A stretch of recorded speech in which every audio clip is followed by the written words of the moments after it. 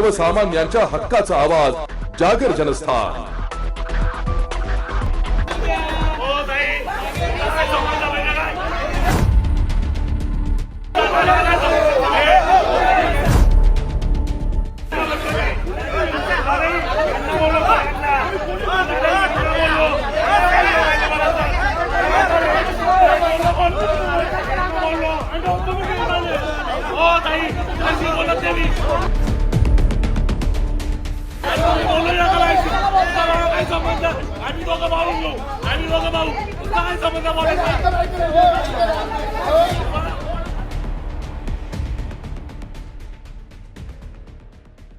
नाशिक महापालिकेच्या अंदाजपत्रकीय महासभेत आज दिनांक 30 मार्च रोजी सकाळी विरोधकांच्या आक्रमक भूमिकेमुळे काही काळ तणावपूर्ण वातावरण निर्माण झालंय।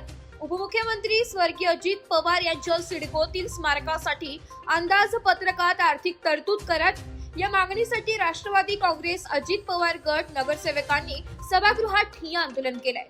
यावेळी निधीच्या दफातीच्या मुद्द्यावरून उद्धव ठाकरे गटाच्या शिवसेनेनेही पोस्टरबाजी करत सत्ताधाऱ्यांविरोधात जोरदार घोषणाबाजी केली आहे। त्यामुळे सभागृहात एकच गोंधळ उडाला। या गोंधळाच्या पार्श्वभूमीवर काही विरोधी नगरसेवकांनी महापौरांचा राजदंड पळवण्याचा प्रयत्न केल्याने परिस्थिती अधिकच चिघळली आहे। प्रशासन आणि सुरक्षा रक्षकांनी तातडीने हस्तक्षेप करत परिस्थिती नियंत्रणात आणली आहे। त्यामुळे काही काळासाठी सभा स्थगित करण्यात आली होती। यानंतर परिस्थिती निवळल्यावर सभा पुन्हा सुरू करण्यात आली।